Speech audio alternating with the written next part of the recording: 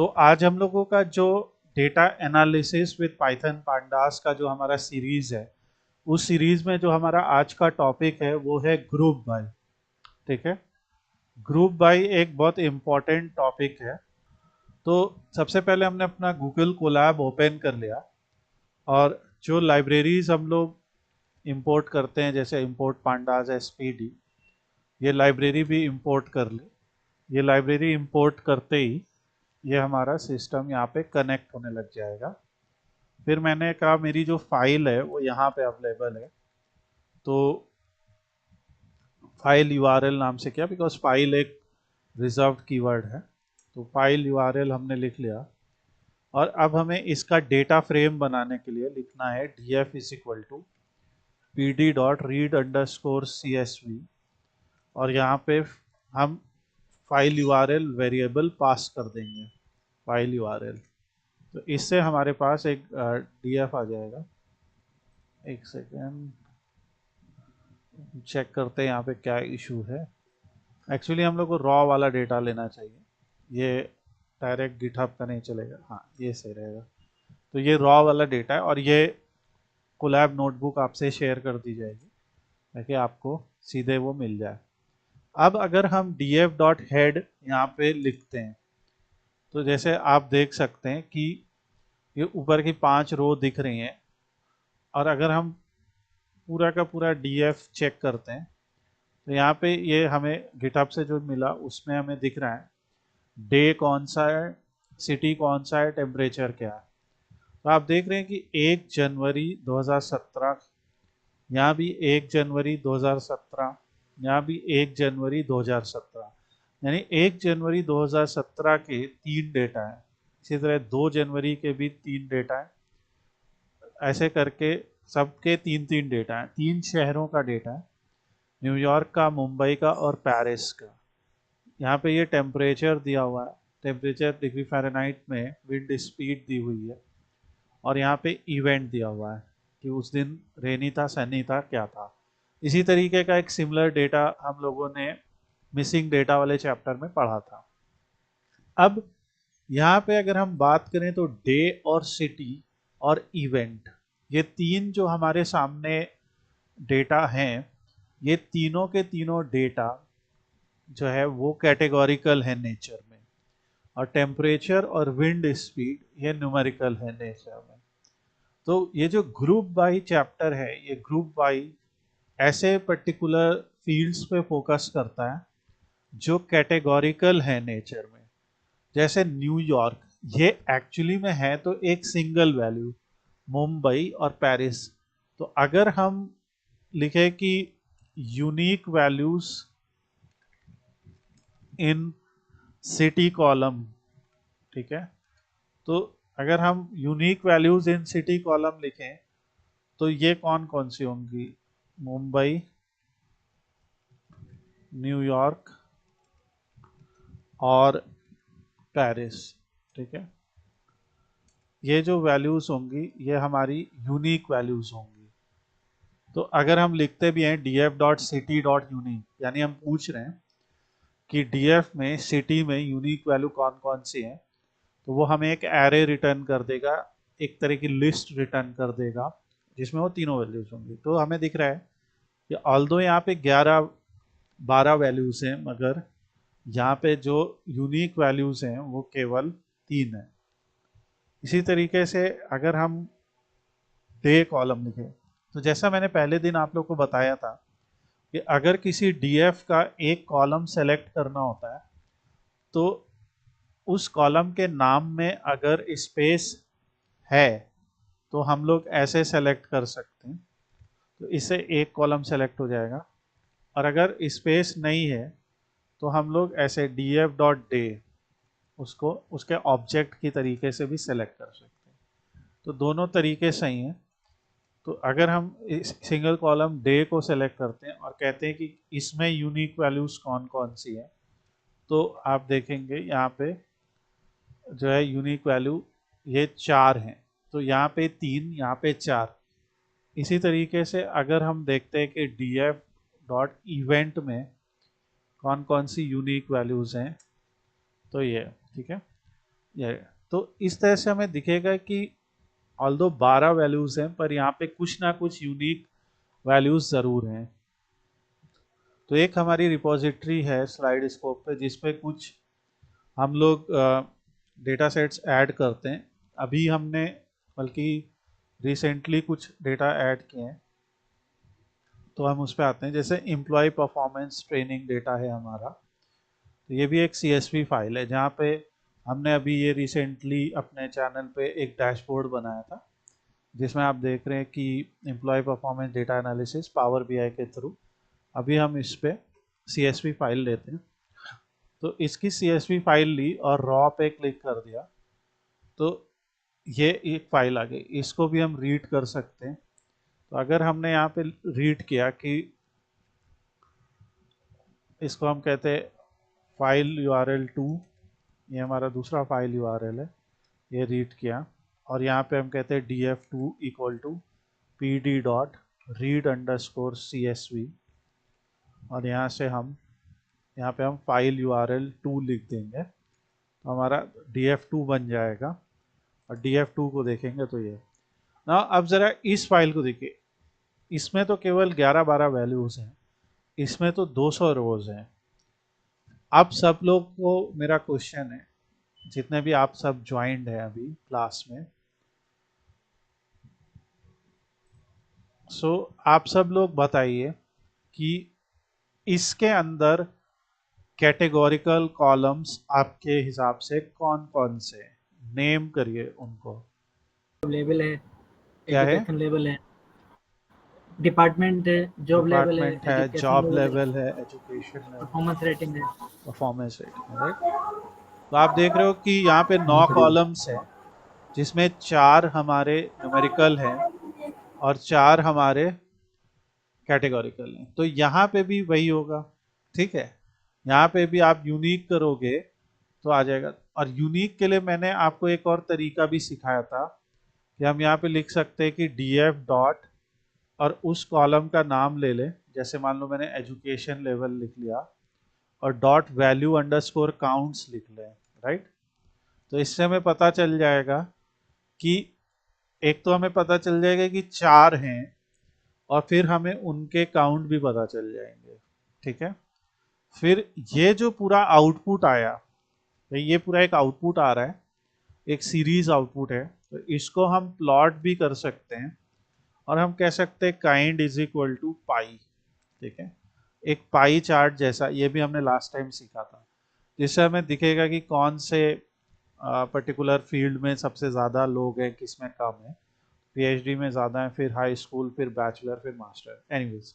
तो ये एक तरीके का ग्रुप, ये वैल्यू काउंट्स ने भी क्या किया, एक तरीके का ग्रुप ही तो बनाया। देखो इसने क्या किया कि उसकी जितनी भी यूनिक वैल्यूज थी उन सबको लिस्ट किया और लिस्ट करने के बाद उसने क्या किया, उन सभी वैल्यूज के काउंट बता दिए, है ना, वैल्यू काउंट्स। पर यहाँ पे हमने ग्रुप बाई का यूज नहीं किया, पर अब हम लोग ग्रुप बाई का यूज करते हैं। ग्रुप बाई करने के लिए सबसे पहले हम एक ग्रुप वेरिएबल बनाते हैं, तो इसको हम GV बोल देते हैं। मान लो ग्रुप वेरिएबल, याद रखना इसको कुछ भी, जैसे हमने कहा एडू लेवल ग्रुप, ये एक मेरा वेरिएबल बन गया कि हम अब ये एडू लेवल को ग्रुप कर रहे हैं। तो हम कैसे लिखेंगे, df डॉट ग्रुप बाई, ठीक है। और आप यहाँ पे लिख देंगे कि ग्रुप बाई क्या, तो जैसे मैंने कहा ग्रुप बाई एजुकेशन लेवल, ऐसा।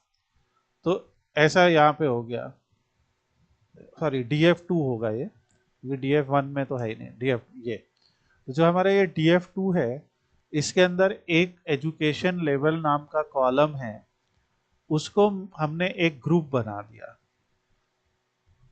इसी तरीके से जो ऊपर हमारा दिया हुआ था df1, तो df1 में जैसे सिटी था, तो हम क्या कर सकते थे कि हम लिख सकते थे कि city group equal to df dot group by और यहाँ पे लिख देते सिटी।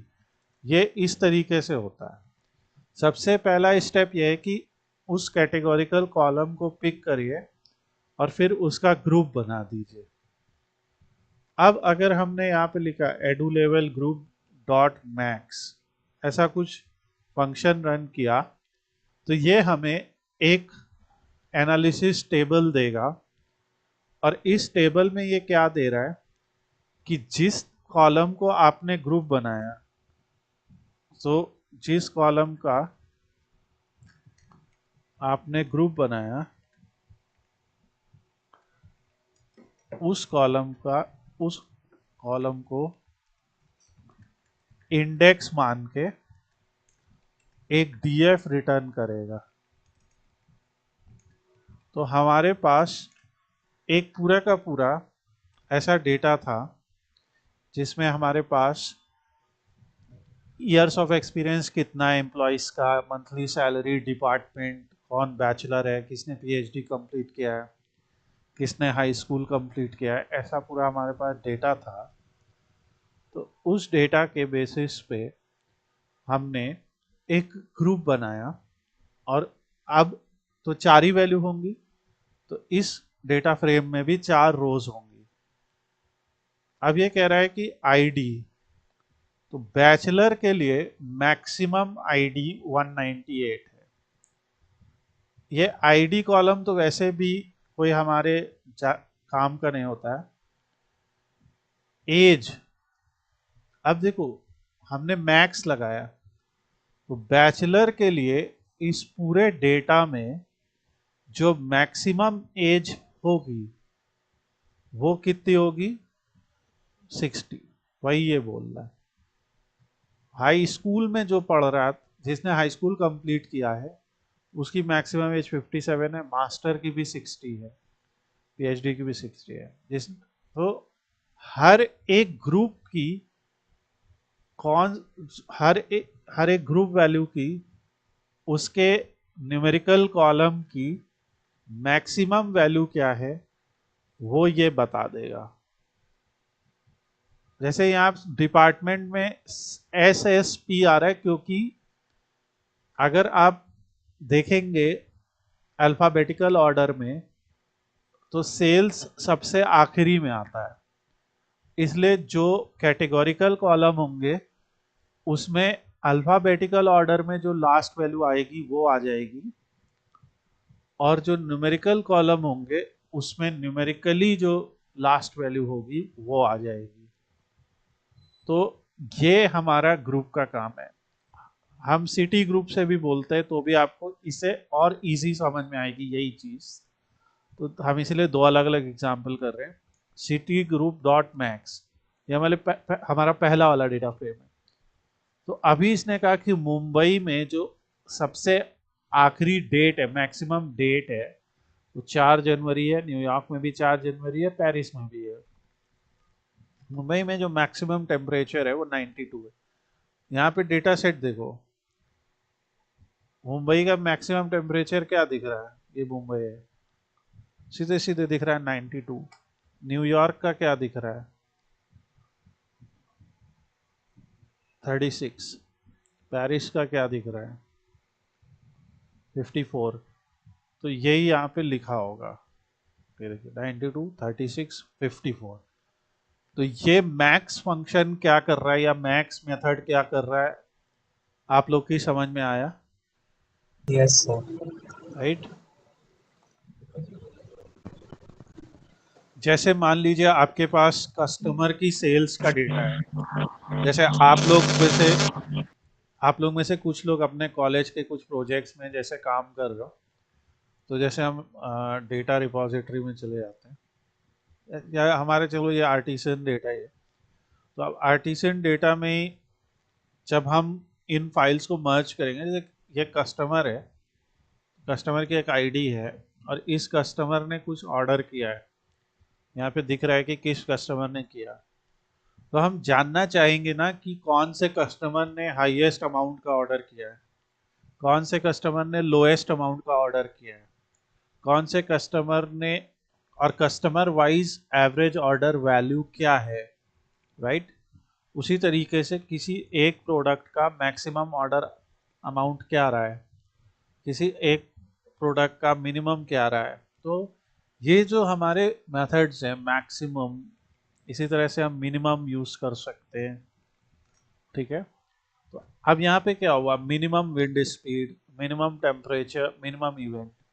तो मैं आपको एक चीज और बताऊं, मैक्सिमम और मिनिमम में ये जो टेक्स्ट वाले कॉलम्स हैं इनका खास रोल नहीं होता है, क्योंकि ऐसा थोड़ी कि मैक्सिमम इवेंट सनी होगा, मिनिमम इवेंट फॉगी होगा, ऐसा नहीं है। ये खाली उसके अल्फाबेटिकल वे में बात कर रहा है। तो ये जो पूरा आउटपुट है वो खुद में एक डेटा फ्रेम है। इस बात से आप सब अग्री करते हैं या नहीं? ये जो पूरा आउटपुट आ रहा है ये एक डेटा फ्रेम है कि सीरीज है?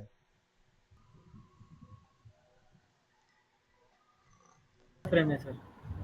डेटा फ्रेम है ना, सीधा सीधा 2 डायमेंशनल है। तो अगर हमारे साथ एक डेटा फ्रेम आता है तो हम क्या कर सकते हैं, उसमें ऐसे लिख सकते हैं डॉट ड्रॉप, और ड्रॉप में उस कॉलम का नाम लिख दो जो ड्रॉप कर रहा है, जैसे हमें इवेंट ड्रॉप करना है, और हम कह देंगे axis is equal two columns. Try करते, देखो क्या हो गया कि अगर मुझे मेरा मेरा इस पर्टिकुलर कमांड से, इस पर्टिकुलर मेथड से एक डेटा फ्रेम आउटपुट आ रहा था जिसमें इवेंट मुझे काम का नहीं लग रहा था, भाई इवेंट में मिनिमम मैक्सिमम का क्या ही रोल है, हाँ डे है, टेम्परेचर है, विंड स्पीड है, इसमें मिनिमम मैक्सिमम का रोल है कि मिनिमम डे कौन सा है, मैक्सिमम डे कौन सा है, टेम्परेचर विंड स्पीड का आ रहा है। तो ये एक नया मेथड है जो आप सीख रहे हैं, ड्रॉप मेथड। इस ड्रॉप मेथड में अगर हमें सिंगल कॉलम ड्रॉप करना है, इन ड्रॉप मेथड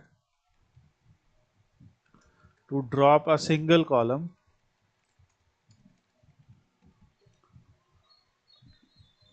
आप ऐसे लिखेंगे डॉट ड्रॉप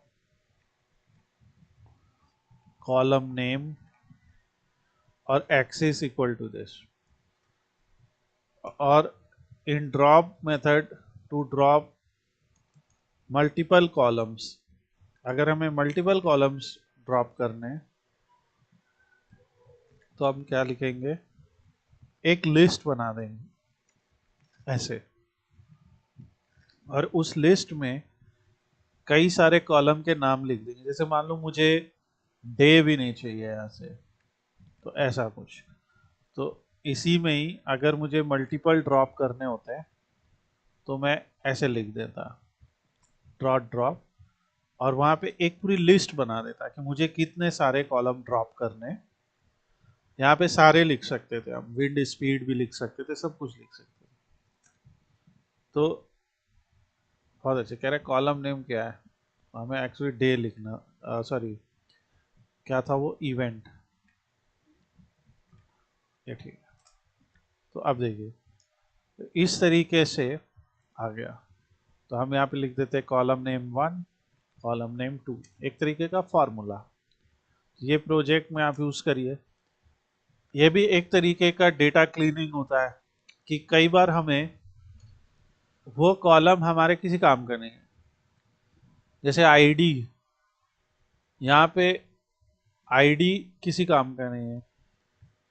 अब परफॉर्मेंस रेटिंग में ठीक है, पुअर मैक्सिमम में ऑर्डर होता है, लेकिन ये मिनिमम मैक्सिमम वाला उसे नहीं पहचान पाएगा, क्योंकि ये वर्ड के हिसाब से पहचान रहा है, वर्ड के पहले अल्फाबेट के हिसाब से पहचान रहा है। तो यहाँ पे भी हमें department, job level, performance rating, ID, ये सब ड्रॉप करना पड़ेगा। तो ये इस तरीके से जो अनवांटेड कॉलम है उन्हें ड्रॉप करिए और फिर अपना रिजल्ट दिखाइए। अब जब हमें इस तरीके का रिजल्ट नजर आए जहां पे हमारे पास हर एक शहर की एक वैल्यू हो पर न्यूमेरिकल 2 वैल्यूज हो, तो हम क्या एक और प्लॉट यहां कर सकते हैं और लिख सकते kind is equal to bar simply. तो ये क्या करेगा, अपने आप एक क्लस्टर्ड बार चार्ट बना देगा। क्लस्टर्ड बार चार्ट में नीला वाला टेम्परेचर हो जाएगा और ऑरेंज वाला विंड स्पीड, अपने आप ही कलर भी दे देगा। और ये मेथड पांडास का है। तो ये सिंपल तरीका है पांडास क्लस्टर्ड बार चार्ट का। अच्छा, क्लस्टर्ड बार चार्ट क्यों? क्लस्टर्ड बार चार्ट का मतलब है कि जहाँ पे एक से ज़्यादा कॉलम्स जो है वो एक के बाद एक पैरेलल में लगे हुए हों, तो वो यहाँ पे है। और क्योंकि हमारे पास दो फील्ड थी, टेम्परेचर और विंड स्पीड, पर इंडेक्स जो था वो सेम था दोनों का, तो इस वजह से ऐसा यहाँ पे हुआ। अच्छा, हम कहते हैं कि इसी चीज को हम कह देते, हम सिर्फ प्लॉट लिख देते और कुछ भी नहीं लिखते, हम कहते प्लॉट हो गया, बात खत्म। तो ये क्या कुछ करता? आपको ये क्या लगता है? या एरर आएगा, कुछ प्लॉट हो जाएगा? What do you think?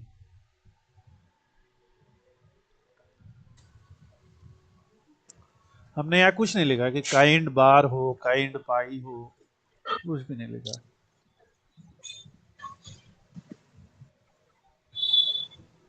तो ऐसे केस में वो एक लाइन चार्ट बनाएगा। ओके, आप लोग को मैटप्लॉटलिब के पहले दिन सिखाया था कि जब हम सिर्फ प्लॉट x कॉमा वाई लिखते थे तो वो प्लॉट जो है वो लाइन बन जाता था। तो ये याद रखिए, by default it is a line chart. तो आप देख रहे हैं कि हमने ग्रुप बाई का यूज किया, फिर मिनिमम का यूज किया। तो अब ये हमें पता है क्या दिखा रहा है कि मुंबई में मिनिमम टेम्परेचर, न्यूयॉर्क का मिनिमम टेम्परेचर, और इसलिए यहाँ पे लाइन चार्ट सही नहीं है, क्योंकि ये तीन अलग अलग शहर की बात हो रही है। यहाँ पे बार चार्ट सही है, क्योंकि यहाँ पे तीन अलग अलग शहरों को हमें डिस्टिंक्ट वे में दिखाना है। कि मुंबई में हमें पता लग रहा है भैया कुछ भी हो, टेम्परेचर चाहे मिनिमम हो, पर इन तीनों में से मुंबई सबसे ज़्यादा गर्म शहर है। हवा भी वहाँ कम चल रही थी। पेरिस में हवा भी तेज चल रही थी, टेम्परेचर बीच में था। न्यूयॉर्क ठंडा है, हवा भी बीच में चले। ऐसे करके आप एनालाइज कर सकते हैं। सो ये जो ग्रुप बाय मेथड है, ये क्या करता है कि किसी भी एक कैटेगोरिकल कॉलम को पिक कर लेता है, किसी भी एक, और फिर उस कैटेगोरिकल कॉलम के आधार पे, यानी उसमें मौजूद वैल्यूज के आधार पे हम लोग अदर वैल्यूज का चार्ट देख सकते हैं। जैसे यहाँ पे ही हमसे किसी ने पूछा कि हर डिपार्टमेंट में मंथली सैलरी और एज का एक ग्राफ बना के दिखाइए। हर डिपार्टमेंट में मंथली सैलरी और एज का एक ग्राफ बना के दिखाइए। तो हम क्या करेंगे, हम यहाँ पे लिखेंगे df2 डॉट, तो हम इसको साइड वाइज पैरेलल में ओपन कर लेते हैं। हम लिखेंगे df2 डॉट ग्रुप बाई, यहाँ पे लिख देंगे डिपार्टमेंट। याद रखिए, ऐसा करने पे आउटपुट कुछ नहीं आएगा, ये सिर्फ एक ग्रुप बना है। तो ये सिर्फ एक ग्रुप है। अब लेकिन इसके आगे अगर हम मिनिमम मैक्सिमम कुछ भी लिख दें, तो जैसे हम मीन लिख देते हैं, तो एग्रीगेट फंक्शन एक, हाँ, तो एक बढ़िया एरर क्यों आया है जबकि मैक्स और मिनिमम पे नहीं आया? देखिए, मैक्स पे नहीं आया, मिनिमम पे नहीं आया, पर मीन पे क्यों आ गया?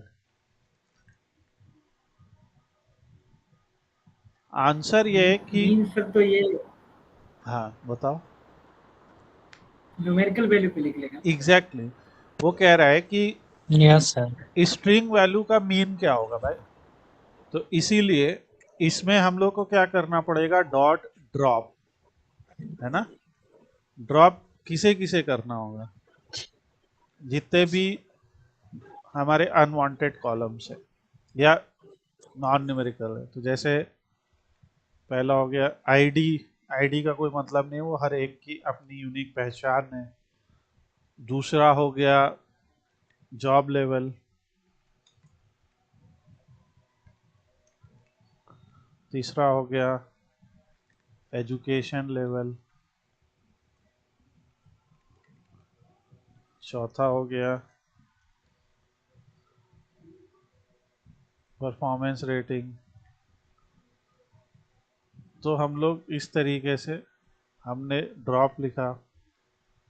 फिर ये जो परफॉर्मेंस रेटिंग था, ये परफॉर्मेंस रेटिंग तक हमने ड्रॉप किया और फिर हमने लिख दिया कि axis is equal two columns. ये लिखना पड़ेगा कि कहाँ से ड्रॉप कर रहे हो, हम बता रहे हैं कि कॉलम से, ठीक है।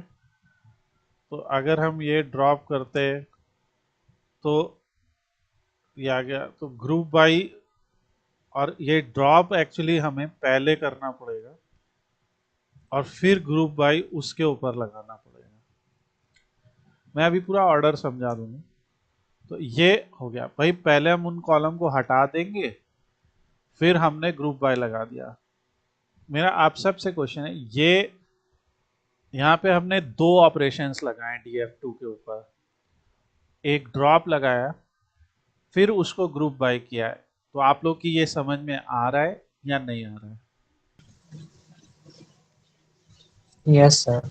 सर अनवांटेड कॉलम्स को आपने ड्रॉप कर दिया है। हाँ, अनवांटेड मीन्स कि वो तो नॉन न्यूमेरिकल थे ना, तो यस अनवांटेड सर। नहीं है, इस पूरे एनालिसिस के कॉन्टेक्स्ट में बहुत जरूरी है, बट हाँ ये ठीक है। सर जैसे यहाँ पे हमें दिख रहा है साफ साफ, जो हमने पावर बीआई में बनाया था, कि यहाँ पे हमें दिख रहा है परफॉर्मेंस रेटिंग,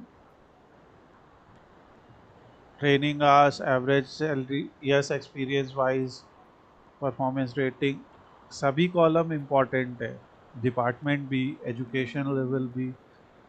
बट अभी हमको क्योंकि मीन निकालना है, तो हम यहाँ पे अब जैसे डॉट मीन लिखेंगे तो हमें पास एक बार में ही पूरे डेटा का मीन निकल आएगा, ठीक है। कि एज का इंजीनियरिंग डिपार्टमेंट में एवरेज एज क्या है, ईयर्स ऑफ एक्सपीरियंस क्या है, एवरेज मंथली सैलरी क्या है, ये। इसी तरीके से हम अगर सम कर देंगे, ऑल्दो सम यहाँ पे एज के लिए मैटर नहीं करेगा, क्योंकि एज का सम करके क्या ही बता लोगे कि मेरे पास टोटल इतने हजार साल के लोग हैं। तो अगर हमें उसका सम निकालना है तो हम एज भी हटा देंगे, कि एज का कोई मतलब नहीं रहेगा। और हाँ, हम कहेंगे कि इंजीनियरिंग के सभी लोग का मिला के इतना एक्सपीरियंस है, मंथली सैलरी इतनी जाती है, ट्रेनिंग ईयर्स ऑफ एक्सपीरियंस भी कहीं ना कहीं हट सकता है, क्योंकि इसका भी सम मीनिंगफुल नहीं लग रहा है। तो ये, लेकिन हाँ कि हम इंजीनियरिंग के लोगों को टोटल 2,91,665 रुपए दे रहे हैं, और इनके जो ट्रेनिंग आवर्स हुए हैं टोटल मिला के 2,042 ट्रेनिंग आवर्स हुए हैं। तो इवन जो हमारे मेथड्स हैं, जैसे मीन है या सम है, वो सब निकल रहे हैं, अच्छी बात है, पर उसमें भी हमें लॉजिक भी ढूंढना है। जैसे मीन एज का और ईयर्स ऑफ एक्सपीरियंस का लॉजिक कर रहे हैं, पर सम, क्या एज का सम करना लॉजिक है? इंजीनियरिंग में हमारे पास सब मिला के 250 साल के लोग हैं, ऐसा तो कोई मतलब नहीं बनता ना। ईयर्स ऑफ एक्सपीरियंस भी कहीं मैटर कर सकता है कि भाई तुम्हारे पास सब लोगों का एक्सपीरियंस मिला के कितना ही ईयर है, मगर वो ईयर्स ऑफ एक्सपीरियंस भी ऐसा नहीं होता है कि सबका मिला के होता है। ईयर्स ऑफ एक्सपीरियंस होता है वो एक कंबाइंड नहीं होता है, बल्कि एक एवरेज वे में होता है।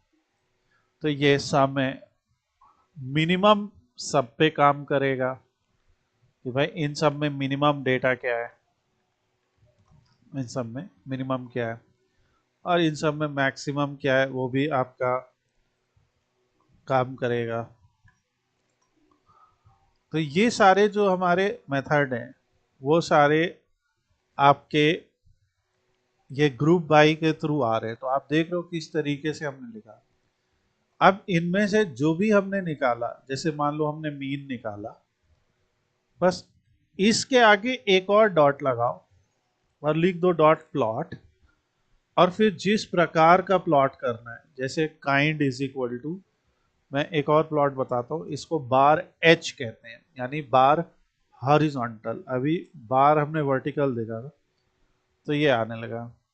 अब यहाँ पे क्या हो रहा है कि जो ये सेल्स है, एक्चुअली में आप देख सकते हो सेल्स की वैल्यू इतनी ज़्यादा है क्योंकि वो उसका नंबर बहुत बड़ा है ना।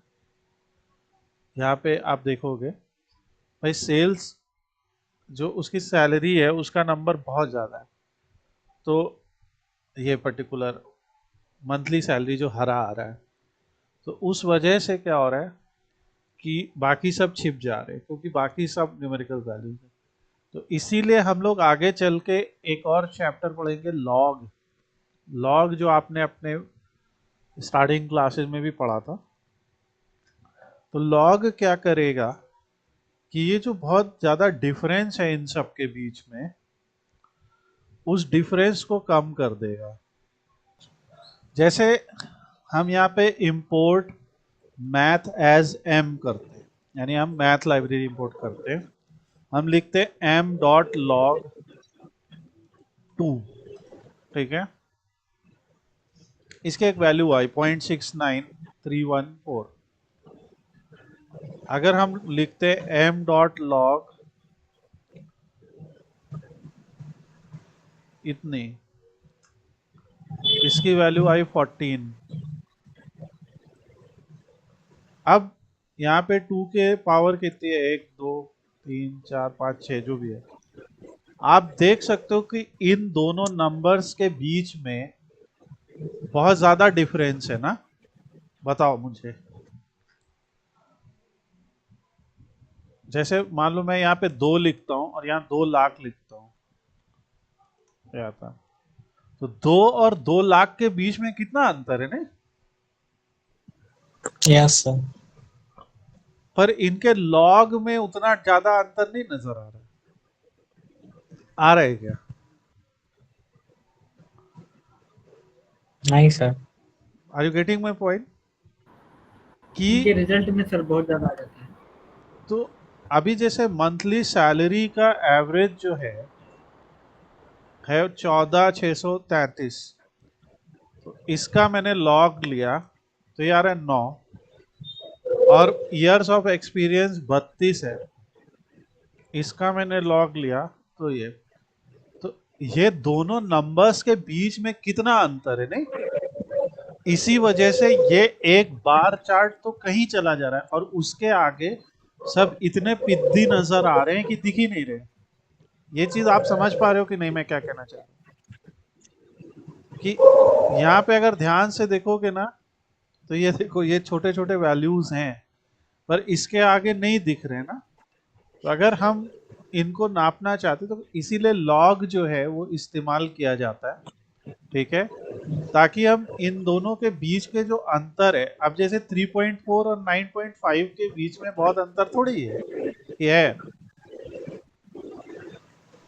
केवल 6 का अंतर है, जो कि इनके सामने काफी कम है। तो ये उसी स्केल में रखते हुए चीजों को कम कर देता है, उनके बीच का अंतर घटा देता है। अब हमने उसी कोड को कुछ इस तरीके से रन किया, हमने बस कह दिया कि log x is equal to true, ठीक है। सिर्फ हमने उसमें log को ट्रू कर दिया कि भाई log ट्रू कर दीजिए। अगर मैं log ट्रू नहीं करता तो वही वाला रिजल्ट आता जो आपने देखा कि एक एक्सिस इतनी बड़ी है कि उसके आगे बाकी सब पिद्दी नजर आ रहे हैं, छोटे नजर आ रहे हैं। इसमें ये देखिए, तो अब इसमें हमें एटलीस्ट वो नंबर दिख तो रहे, ठीक है। और क्योंकि सारे के सारे अलग अलग स्केल पे, तो मैं एक सिर्फ आपको लॉग से इंट्रोड्यूस करना चाह रहा था, इसलिए मैंने बताया कि कई बार अगर आपको रिजल्ट ऐसा नज़र आ रहा है, क्योंकि दोनों के बीच के स्केल एकदम अलग अलग हैं, तो उस केस में आप एक लॉग लगा के एटलीस्ट देख सकते हो कि वो वैल्यूज़ क्या क्या है। इसको हम लोग आगे भी डिस्कस करेंगे। तो ये हमारा ग्रुप बाई का चैप्टर है, जिसमें आपने देखा कि मीडियन, मिनिमम, मैक्सिमम, मीन, ये सारी चीज़ें ही यहाँ पे पॉसिबल है, ठीक है, उस वैल्यूज़ को जानने के लिए। और अब जैसे ये हमारा पूरा ग्रुप बाई स्टेटमेंट है, तो इस पूरे को हम डीजी बोल देते हैं, यानी डिपार्टमेंट ग्रुप, डीजी। अब अगर मैं यहाँ पे लिखता हूँ डीजी डॉट मीन, तो अभी आपने देखा क्या होता है, या डीजी डॉट मीडियन, तो आपने देखा क्या होता है, हर एक का मीडियन निकल आएगा। तो जैसे अगर मान लीजिए मेरे पास ये नंबर्स लिखे हुए हैं, ठीक है, तो इसका एवरेज तो आपको पता ही है कि सम ऑफ नम्स हमने किया divided by lane of nums, basically कि उसमें कितने वैल्यूज हैं और उनका सम, ठीक है।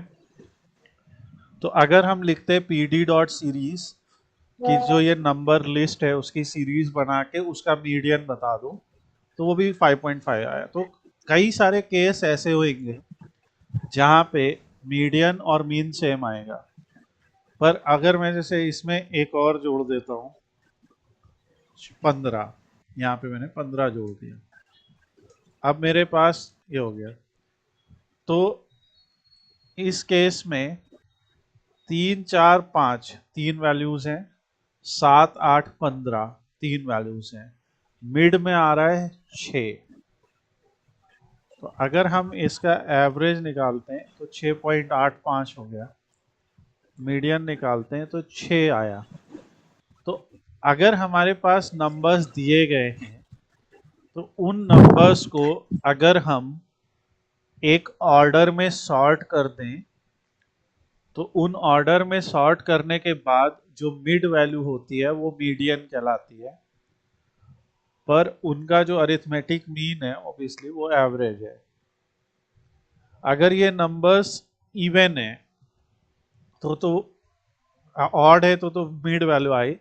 अगर मैंने इवन कर दिया, अब जैसे यहाँ पे आ गया, तो ये 6 और 7 दोनों ही अब मिड में आ रहे हैं, तो इस केस में एवरेज 8.5 हुआ और मीडियन 6 और 7 का एवरेज होएगा 6.5।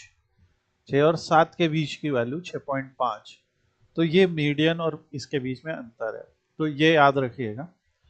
तो इसीलिए हमने लिखा डीजी डॉट मीडियन, तो इसने हमें मीडियन दे दिया। अब जैसे ये डीजी है, मुझे किसी एक पर्टिकुलर डिपार्टमेंट का ही डेटा देखना है, तो अगर हमने लिखा यहाँ पे एक और मेथड गेट अंडरस्कोर ग्रुप, तो उस पर्टिकुलर ग्रुप में मौजूद वैल्यूज की जो डिपार्टमेंट वैल्यू है, जैसे इंजीनियरिंग, तो अब देखो क्या हुआ, अब जो हमारा पूरा का पूरा डेटा फ्रेम था वो फिल्टर हो गया। ये पता है क्या हो गया, जैसे सीक्वल में हम लोगों ने पढ़ा था, select star from data where department बराबर इंजीनियरिंग। तो ये जो क्वेरी थी हमारी, ये कुछ उसी के इक्विवेलेंट क्वेरी हो गई। अब यहाँ ग्रुप उप कुछ भी नहीं है, ना कोई मिनिमम, ना कोई मैक्सिमम, ना कुछ ना कुछ। ये सीधा सीधा क्या कर रहा है कि पूरे डेटा में जहाँ जहाँ भी इंजीनियरिंग वाले कैंडिडेट्स हैं, उन सभी का डेटा हमें दिखा दे रहा है कि ये उनका डेटा है, ठीक है। तो ये याद रखिएगा। ये इसी चीज को करने का एक और तरीका भी है, जैसे यहाँ पे हमारे पास df2 है, बहुत बहुत इंपॉर्टेंट तरीका है, याद रखिएगा। हम लिखते हैं df2 स्क्वायर ब्रैकेट, फिर लिखते हैं df2, फिर लिखते हैं डिपार्टमेंट, इक्वल टू इंजीनियरिंग, और जो भी है इंजीनियरिंग लिखा, और इस तरीके से पूरा का पूरा डेटा फ्रेम सिर्फ इंजीनियरिंग डिपार्टमेंट पे फिल्टर हो गया। ये सेम यही चीज़ है, select star from data where department equal to engineering. So मैं यहाँ पॉज कर रहा हूँ, आप लोग जो क्लास में ज्वाइन है आप लोग इसको देखिए और समझिए। यहाँ पे जितना मैंने ये पोर्शन सेलेक्ट कर रखा है, ये वाला पोर्शन, तो ये हमारी कंडीशन है। तो इसको आप याद करने के लिए ऐसे भी बोल सकते हो कि मेरी कंडीशन क्या है। कंडीशन है ये, मैं चाहता हूँ कि DF2 का डिपार्टमेंट इक्वल टू हो इंजीनियरिंग के।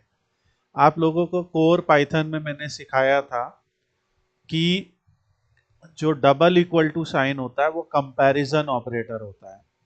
जैसे एसक्यूएल के अंदर सिंगल इक्वल टू ही कंपैरिजन के लिए इस्तेमाल होता है, पाइथन में सिंगल इक्वल टू असाइनमेंट के लिए इस्तेमाल होता है, इसलिए डबल इक्वल टू कंपैरिजन के लिए होता है। हम यहाँ पे कंपैरिजन कर रहे हैं, हम कह रहे हैं कि डिपार्टमेंट इंजीनियरिंग हो, ऐसा कंडीशन बनाया हमने। और हमने कंडीशन को यहाँ पे बस कह दिया कि DF उठाओ इस कंडीशन के ऊपर, बस ये आउटपुट आ जाएगा। तो DF उठा रहे हैं इस कंडीशन के ऊपर, ये चीज़ है। तो जैसे हम लोगों ने ऑपरेटर्स पढ़े थे कोर पाइथन में, जिसमें हमने comparison operator, arithmetic operators, logical operators ये सब पढ़े थे, तो वैसे ही हम लोग के ऑपरेटर्स होते हैं डेटा फ्रेम्स में भी या पांडास में भी। तो वो हम लोग अपने नेक्स्ट चैप्टर में पढ़ेंगे। उससे पहले ये ग्रुप बाई का चैप्टर आप ज़रूर रिवाइज करिए, और ये भी इसी का ही एक तरीका है कि आप TF2 को गेट ग्रुप कर लीजिए। तो गेट ग्रुप करने पे भी उस ग्रुप का ही डेटा हमारे सामने आ जाता है। अब जैसे हमने DG नाम से एक ग्रुप बनाया, डिपार्टमेंट ग्रुप, तो DG डॉट डिस्क्राइब अगर हम लिख देते हैं तो ये अपने आप ही जितने भी न्यूमेरिकल डेटा सेट्स हैं उन सब का, जितने भी न्यूमेरिकल वैल्यूज हैं उन सब का mean, standard deviation, minimum, first quartile, second quartile, third quartile, maximum, count, ये सब निकाल देगा। तो ये एज का निकाला, फिर ये का निकाला, ऐसे करके पूरा ये निकाल देगा। तो डिस्क्राइब मेथड हमने आपको बताया ही था शुरुआती चैप्टर्स में, ये सारे स्टैटिस्टिकल डिस्क्रिप्शन देता है। तो ये है। इसी तरह से अगर हम एक और मेथड रन करते हैं डॉट साइज, तो ये हमें उनके वैल्यू काउंट्स एक तरीके से बता रहा है कि हर डिपार्टमेंट में कितने कितने वैल्यूज हैं। तो चाहे ये चीज़ वैल्यू काउंट से कर ले, चाहे ये चीज़ हम इससे कर ले। तो ये ग्रुप बाई है, इसको आज आप लोग रिवाइज करिए और अलग अलग एग्जाम्पल्स। और अगर आप लोगों को और डेटा सेट्स चाहिए तो ये github.com/slidescope, यहाँ पे आपको मैंने बहुत सारे डेटा सेट यहाँ डाल दिए, ये सारे आप लोग के काम आएंगे। इसमें से बहुत सारे डेटा सेट में आप ये ग्रुप बाई लगा सकते हैं। जैसे ग्रुप बाई लगाने के लिए आप यहाँ पे ये वेबसाइट मार्केटिंग डेटा भी यूज़ कर सकते हैं। ये एक एक्सेल फाइल है इसलिए ये ऐसा दिखेगा नहीं, पर आप इसको भी यूज़ कर सकते हैं। स्टार्टअप्स का डेटा है, जिसमें आप देख सकते हैं कि स्टार्टअप का सेक्टर, सब सेक्टर, यहाँ आप देख सकते हैं कि भरमार है कैटेगोरिकल कॉलम्स की, कि उसका सिटी कौन सा है, उसका स्टेट कौन सा है, किस ईयर में वो स्टार्टअप फाउंड हुआ, उसके फाउंडर का नाम क्या है। तो बेसिकली हम लोगों ने उनके स्टार्टअप के नाम को थोड़ा कैटेगराइज कर दिया, मतलब थोड़ा इंक्रिप्ट कर दिया, ताकि कोई रियल कंपनी का हम डेटा ना दे, मगर ये सारे उनके पर उनके जो बाकी के पैरामीटर्स हैं, जैसे founding year, state, investment type, ये भी एक बहुत ही अच्छा डेटा सेट है जिसमें आप लोग सब लोग एक्सप्लोरेटरी एनालिसिस कर सकते हैं पावर बीआई के थ्रू, या जो लोग पाइथन के थ्रू सीख रहे हैं। आप देख रहे हैं यहाँ कितने सारे कॉलम्स हैं, net impact score, ESG score, diversity index, सारी चीज़ें उनकी यहाँ पे दी हुई हैं। ग्रोथ रेट कितने % से वो ग्रो किए, उनका कस्टमर बेस कितना है, कौन कौन से प्रोडक्ट हैं, किस टेक स्टैक में है ये, जैसे कोई AR VR में है, कोई क्लाउड कंप्यूटिंग में है, कोई बिग डेटा में, कोई ब्लॉकचेन में, नंबर ऑफ एम्प्लॉयज़ उनके पास कितने हैं, प्रॉफिटेबिलिटी उनकी हुई है कि नहीं हुई है। जैसे होता नहीं, कुछ स्टार्टअप प्रॉफिटेबल होते हैं अभी, कुछ होते हैं नहीं होते हैं, अभी वो लॉस में चल रहे हैं। तो ये बहुत ही इम्पोर्टेंट है, ये एक फाइनेंशियल एनालिसिस के लिए बहुत इम्पोर्टेंट है। तो यहाँ पे आप अपनी मर्जी का डेटा उठाइए जो आपको अच्छा लगता है, और उसके ऊपर आप यहाँ पे रन कीजिए। नेक्स्ट चैप्टर में हम और डिटेल में बातें करेंगे। Keep practising. अब आप लोगों की प्रैक्टिस बहुत ज़रूरी है।